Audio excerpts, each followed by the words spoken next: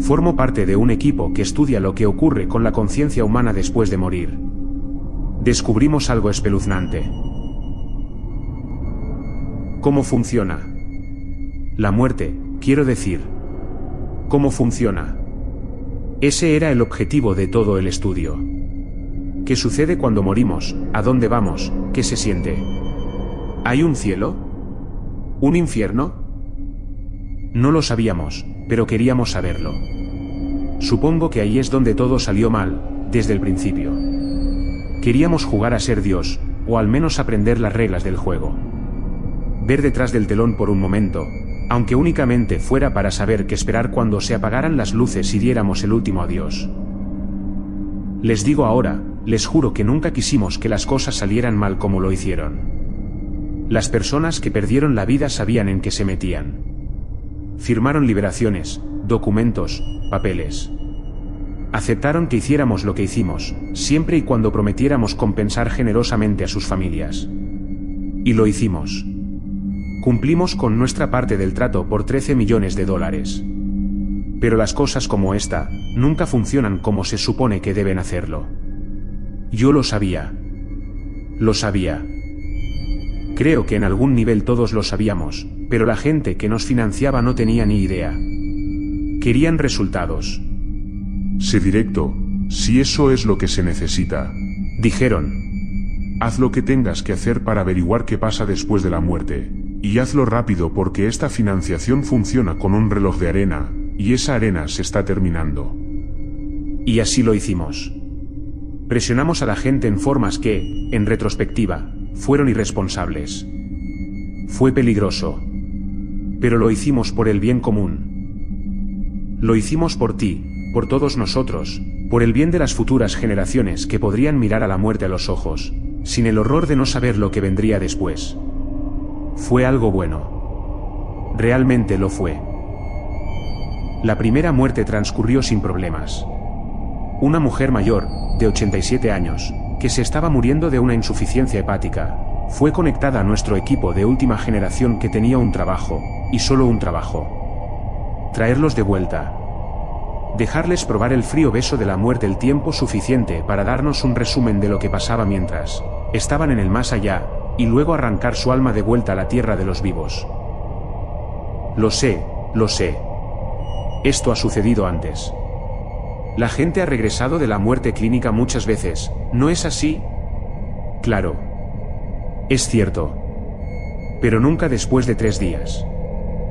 El plazo de 3 días era complicado porque, aunque el cadáver estaba muerto, aunque el cuerpo estaba frío y empezaba a descomponerse celularmente, necesitábamos mantenerlo lo suficientemente fresco como para albergar vida. No me malinterpreten, la vida que albergó no duró mucho, pero sí lo suficiente. Todavía recuerdo el pulso de emoción que se disparó en la sala cuando la anciana abrió los ojos. Su primer aliento rancio provocó aplausos. Agnès, dijo Roger, nuestro jefe de investigación. Estaba de pie junto a su cama, inclinado sobre ella con una toca y guantes. ¿Puedes oír mi voz? La mujer asintió.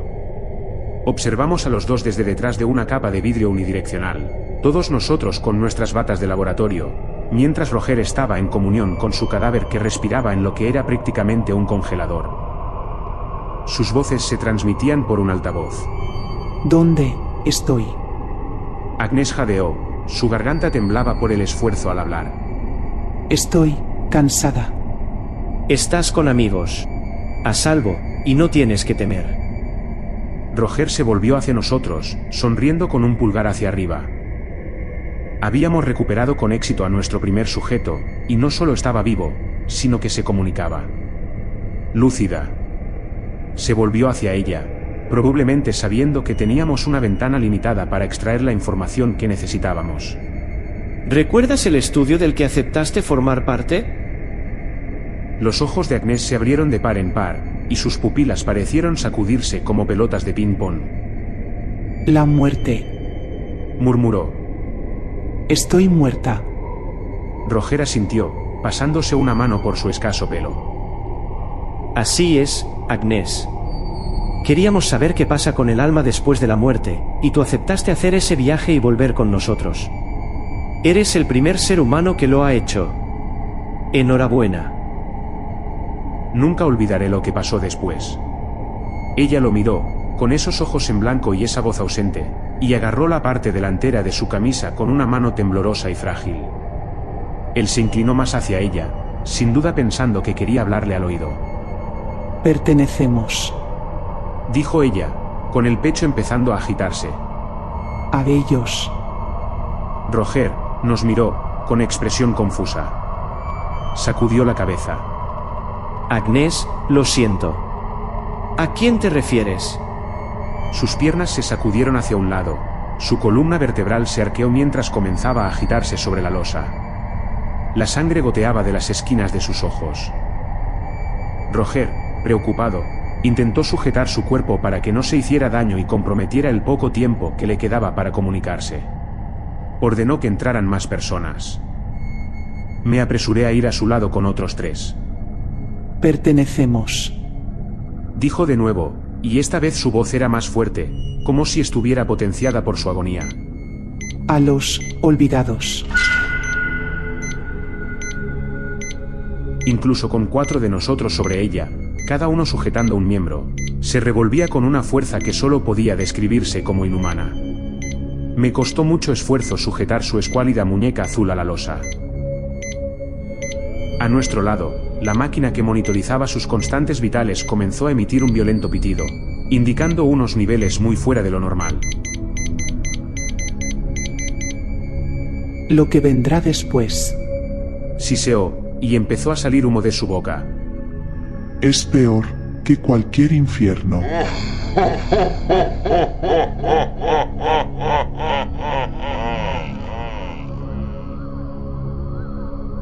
Antes de que pudiéramos preguntar más, antes de que pudiéramos someterla y ayudarla a entrar en paz, se quedó quieta en la losa. Sus miembros cayeron inertes. Sus pupilas zumbantes se calmaron. Su boca dejó de echar humo y su cabeza se inclinó hacia un lado. Agnès Meek había muerto por segunda vez. Llevamos su cadáver a la morgue para que le hicieran una autopsia y descubrimos que su cerebro mostraba signos de hemorragia, que su corazón se había roto parcialmente en su pecho y, lo más extraño de todo, que sus cuerdas vocales estaban quemadas, como si algo las hubiera incendiado. Sus resultados eran siniestros, por no decir otra cosa, pero éramos lo suficientemente inteligentes como para saber que el tamaño de una muestra no es suficiente para llegar a una conclusión, así que esperábamos ansiosos a nuestro segundo sujeto. Este era un joven llamado Jacob. Había sido golpeado por un vehículo en un atropello y había caído en coma. Sus padres nunca tuvieron la oportunidad de despedirse, por lo que aceptaron que realizáramos nuestro estudio siempre que estuvieran presentes para su reanimación. El proceso fue similar al de Agnès. Jacob yacía inmóvil sobre la losa de la sala de congelación, con cables y diodos conectados al pecho y a las sienes, y una sábana blanca cubriéndole. A su lado se encontraban Roger y los 2 padres del niño, todos ellos vestidos con gorros y guantes. ¿Están listos? Preguntó Roger. Sí, dijeron todos. Esperábamos detrás del cristal con una expectación que nos hacía palpitar el corazón. Roger pulsó unas teclas en la consola del ordenador y la máquina comenzó su canción mecánica. Un momento después, la pantalla parpadeó en verde al iniciar su secuencia de posvida, llenando el cadáver inmóvil de Jacob con una miríada de pulsos eléctricos, diseñados para hacer funcionar su cerebro. Los pies del chico, que colgaban fuera de la tela blanca, empezaron a moverse. Luego las puntas de los dedos. Su madre y su padre se miraron, agarrándose las manos mientras esperaban que el hijo volviera a ellos. De las comisuras de sus ojos brotaban lágrimas de esperanza, y sus labios pronunciaban silenciosas palabras de afirmación, mientras se preparaban para despedirse de su hijo. Unos gritos llenaron la habitación. Irrumpió en la megafonía como una explosión, haciendo que todos los que lo veíamos saltáramos y nos dispersáramos, con nuestros sistemas nerviosos primarios huyendo mientras intentábamos descubrir la fuente. Pero el origen, creo, siempre fue obvio, aunque no quisiéramos creerlo. Venía de Jacob. Estaba tumbado, con los dedos de los pies y de las manos crispados mientras su boca se abría en un grito desgarrador. Su madre y su padre se apiñaban con horror, haciendo todo lo posible por calmarlo. Para calmar su dolor, su confusión, su horror. Es difícil describir el sonido del grito de Jacob. Dudo en decir que era humano, y mucho menos el sonido de un niño de 9 años. Era más similar, creo, a una oveja que se ahoga. Era un balido angustioso, que parecía interminable, y sin embargo, contaba una historia aterradora por sí sola. Finalmente, los padres de Jacob tomaron la decisión de desconectar a su hijo. Era la segunda vez que tomaban la decisión en poco menos de una semana. El último experimento fue el que se me quedó grabado. El que me persigue hasta el día de hoy, y la razón por la que estoy escribiendo esto ahora, compartiendo esto con todos ustedes. Era una mujer llamada Charlotte. Joven. Vibrante. En la flor de su vida. Charlotte era una mujer excéntrica, de una familia rica y educada. Había pasado la mitad de sus 20 años viajando por el mundo, principalmente por partes de Sudamérica mientras investigaba el contenido de su libro, El sentido de la vida. Charlotte, que se autodenominaba chamán, daba mucha importancia a las prácticas espirituales de las distintas culturas. Había participado en cientos de rituales en docenas de tribus. Había probado de todo, desde el peyote hasta el DMT, aprovechando cualquier droga que pudiera tener en sus manos y que prometiera conocimientos psicodélicos. A pesar del intenso consumo, Charlotte parecía tener la cabeza perfectamente despejada, y no sufría ningún impacto negativo. Por eso nos extrañó que se acercara a nuestro pequeño proyecto y pidiera ser incluida. Cuando le informamos de que únicamente era para los que sufrían enfermedades terminales, nos preguntó si podía añadirse a la lista de todos modos. Algo así como un donante de órganos. Aceptamos. Charlotte se suicidó el fin de semana siguiente. Fue una bala en el cráneo. Rápido y probablemente indoloro, aunque es imposible saberlo con certeza. Muchas veces estos actos de suicidio duran más de lo que el sujeto pretende. De cualquier manera, tuvimos nuestro tercer voluntario, todo gracias a que la bala pasó cerca de su cerebro. Los padres de Charlotte se opusieron inicialmente a la idea, pero les informamos de que teníamos su consentimiento legal por escrito. Pidieron reunirse con nosotros a mitad de camino, para estar allí cuando ella volviera. Sin embargo, después de la situación con Jacob, no les permitimos participar en el ensayo. La ciencia es nueva. Es posible que catalizadores emocionales como las figuras familiares tengan un efecto adverso en cerebros tan alejados de la vida. No, dijimos. La traeremos de vuelta y le diremos todo lo que dice, y eso será todo. Así que cedieron. No hubo demanda por su parte. No armaron ningún drama. Éramos libres de traer a Charlotte de la muerte en 3 días, y eso es exactamente lo que hicimos. El escenario se desarrolló como los anteriores. La habitación helada. El pitido de la máquina. Los diodos esparcidos por su cuerpo y la sábana blanca que cubría su torso.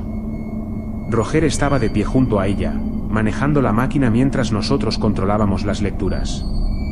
Sus dedos bailaban sobre el teclado y la pantalla brillaba con las palabras. Secuencia de posvida iniciada. Una vez más observamos desde detrás del cristal. Una vez más, Roger esperó pacientemente, con una sonrisa de esperanza en su rostro. Pasaron 20 segundos y no ocurrió nada, ni siquiera el movimiento de un dedo del pie o el movimiento de una pestaña. El cadáver de Charlotte seguía tan muerto como el día que la trajimos. Pasó 1 minuto y seguimos sin ver señales de resurrección. Roger volvió a mirar hacia la máquina, sacudiendo la cabeza, y se quitó los guantes, evidentemente preguntándose si se había equivocado de tecla con las manoplas. Volvió a empezar la secuencia. La máquina zumbó y las palabras volvieron a parpadear en verde en la pantalla, pero Charlotte seguía inmóvil. Henry. Me dijo, su voz sonó por el altavoz. ¿Puedes entrar y comprobar eso? Creo que puede estar funcionando mal. Tragué saliva. Había verificado 3 veces la máquina y me había asegurado de que funcionaba según las especificaciones, igual que las 2 últimas veces. Aún así, asentí con la cabeza desde detrás del cristal bidireccional, y abrí la puerta del congelador. Cuando entré en la sala de -30 grados, saqué un juego de guantes y una toca de la pared, y empecé a evaluar el sistema. Los cables estaban bien. El programa funcionaba según las especificaciones. Todos los diodos estaban en el lugar correcto. No veo ningún problema aquí, dije, temblando. Roger frunció el ceño y volvió a mirar el cadáver de Charlotte.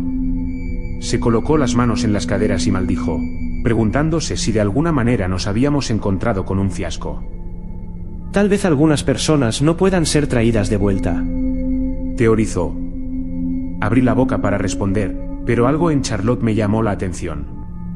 Eran sus labios. Estaban dibujados en una fina sonrisa, y un fluido negro goteaba de entre ellos. ¿Lo has visto?, murmuró. Roger y yo intercambiamos miradas y él me hizo un guiño. Bien hecho. Ahora vuelve detrás del cristal. Le obedecí, sin querer afectar al experimento más de lo que ya lo había hecho. Charlotte, ¿recuerdas el estudio en el que aceptaste participar? Ella respiró hondo y su cuerpo se irguió hacia arriba hasta quedar sentada. Esto era nuevo. Ninguno de los últimos sujetos mostró ni de lejos ese nivel de control físico. Su pelo rubio cayó a su alrededor mientras la tela se deslizaba por el suelo. Recuerdo ponerme una pistola en la cabeza y apretar el gatillo. Roger nos miró con inquietud, como si no estuviera seguro de cómo proceder. Sí. Tus padres se preguntaban si te habían herido de alguna manera o quizás... No. Resolló ella, y su cabeza se desvió para mirar a Roger. En ese momento no pensé en nada, pero al mirarle, sabía que había algo decididamente retorcido en sus ojos. Al igual que los de Agnes, zumbaban alrededor de su cráneo y sus pupilas se movían como discos de hockey que rebotan, pero esta vez su boca era una sonrisa tensa. Esta vez parecía tener el control. Me suicidé porque necesitaba saber que mis pesadillas no eran reales. A mi alrededor, los investigadores registraban apresuradamente los detalles de su interacción, sus palabras, su aspecto, sus lecturas biológicas. Yo miraba con horror. Creo que ya entonces sabía que algo horrible estaba a punto de suceder. Tuve esa sensación, la que aparece en el fondo de tus entrañas, justo antes de un accidente de coche, o justo antes de que alguien esté a punto de caer. ¿Y qué sucedió?, dijo Roger, con la voz quebrada al estar frente a las pupilas zumbantes de Charlotte. ¿Qué vino después de tu muerte? Todo. Murmuró ella, moviendo una pierna de la losa. Lo que me temía. Su pálido pie golpeó el suelo de linóleo con un golpe sordo. Luego le siguió el otro. Tomó aire y se levantó de la mesa hasta quedar desnuda frente a Roger. ¿Qué crees que pasa después de que morimos, doctor? Roger nos miró de reojo desde detrás del cristal de dos caras, con una expresión entre nerviosa y fascinada. No estoy seguro. Supongo que todos creemos en cosas diferentes. Esperábamos que pudieras responder a eso, Charlotte. Charlotte se rió, creo. Es difícil de decir, pero echó la cabeza hacia atrás y empezó a ahogarse irregularmente. Creemos, creemos, creemos. Repitió la palabra como si la estuviera saboreando. Creemos tantas cosas diferentes y deseamos desesperadamente que sean verdad, pero la única verdad es que volvemos a recordar a los olvidados. ¿Los olvidados? Era una frase que habíamos escuchado antes de Agnes. Una en la que yo había asumido que se refería a los seres humanos, como los que murieron en guerras sin sentido o en periodos de desgracia generalizada, y, sin embargo, el énfasis que Charlotte puso en ello me pareció aterrador.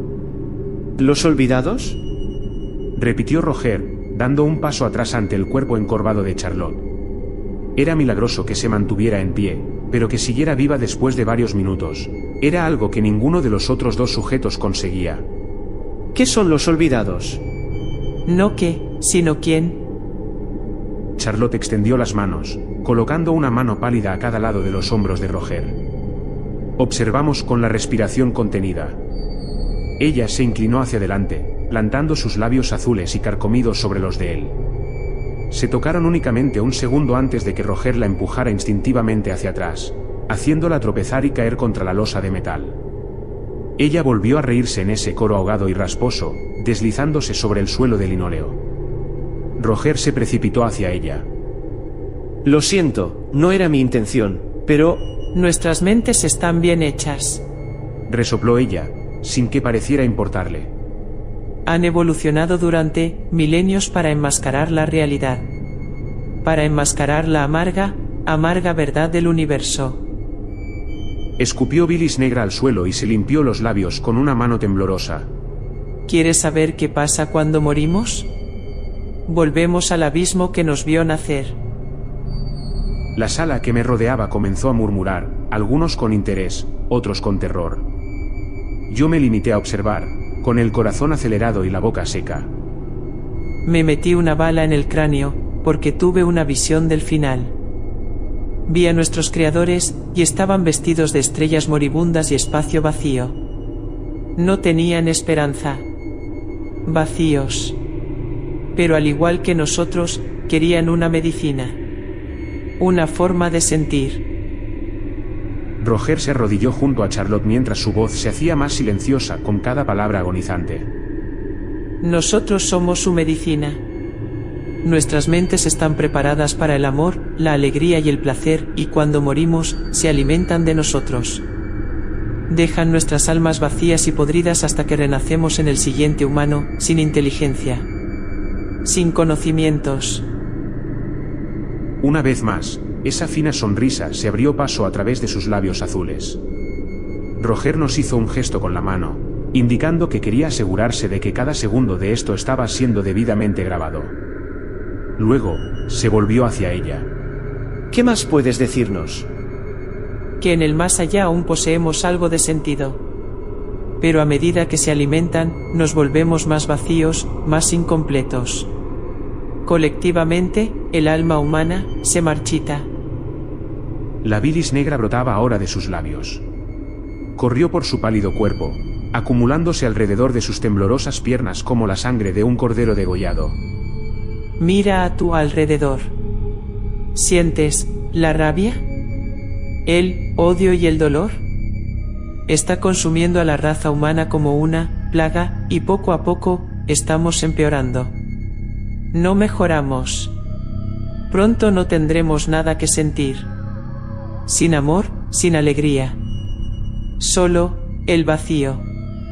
Roger se quedó con la boca abierta. Su voz tartamudeaba mientras intentaba formular una respuesta, articularlo porque ella debía estar equivocada. Al menos, eso era lo que yo esperaba. Esperaba que alguien se levantara y dijera que todo esto era una farsa, que el experimento había sido comprometido y que nada de esto podía ser cierto. Pero nadie lo hizo. Charlotte se acercó y agarró a Roger por la parte delantera de la camisa.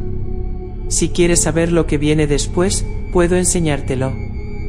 Roger nos miró a través del cristal, con los ojos muy abiertos por el shock y el miedo. Nos miró por última vez y creo que esperaba que alguien moviera la cabeza, que le dijera que no, que era una mala idea, que debía rechazarla. Pero creo que todos estábamos demasiado asustados. No estábamos pensando bien. Así que asintió. Asintió y se inclinó hacia Charlotte. Y entonces las luces parpadearon, y el congelador y nuestra sala de observación se sumieron en la oscuridad. El apagón duró únicamente un segundo. Quizá 2. Pero fue lo suficientemente largo para que todo saliera mal. Cuando volvió la luz, el cristal estaba agrietado y la máquina emitía un tono metálico. Roger yacía frente al cadáver desnudo de Charlotte en el piso, con la cabeza boca abajo en el charco de bilis, con el humo saliendo de su boca floja. Los ojos de Charlotte ya no zumbaban. Su pecho ya no se agitaba. Había muerto por segunda vez, y Roger había muerto por primera vez. Después de eso, nuestra financiación fue retirada. Nuestro patrocinador abandonó el proyecto y borró su participación de todos los registros corporativos. En lo que respecta a la comunidad científica, los experimentos nunca ocurrieron, y los hallazgos no existieron. Se encargaron de borrarlo todo. Pero yo lo recuerdo. Lo recuerdo porque no hay manera de que pueda olvidar la inquietante mirada de Agnès, la desesperada agonía de los gritos de Jacob, o el mensaje final que Charlotte escribió en bilis negra sobre el suelo de linóleo. Fue todo desordenado y la mayoría, fácilmente, lo pasarían por alto. Para otros, quizá debió ser algo común. Un simple efecto secundario de sus manos haciendo espasmos en el charco de líquido oscuro. Pero yo sé lo que vi. Las letras, aunque torcidas y apenas legibles, escritas en el piso, se grabaron en mi memoria como una marca en el lomo del ganado. No eran tanto una advertencia ni unas palabras de consejo, tal vez una respuesta a la pregunta que nos habíamos planteado, y a la pregunta que Charlotte se había propuesto responder en su libro. Incluso después de la muerte, no encontraremos la paz. Tengo mis propias creencias en saber qué hay después de la muerte, y me niego a creer en las palabras que Charlotte escribió en aquel instante. Sé que hay algo después de la muerte, una nueva existencia en un plano diferente al nuestro, algo distinto a lo que se nos reveló en el laboratorio. Sigo pensando que todo fue una farsa desde un principio, y mantengo mi postura en una fe que me ha ayudado a sobrellevar mi nueva vida. Después de todo, se ha dicho mucho de lo que hay detrás del telón, detrás de la luz blanca al final del túnel. No estoy seguro, pero algún día, todos sabremos la verdad.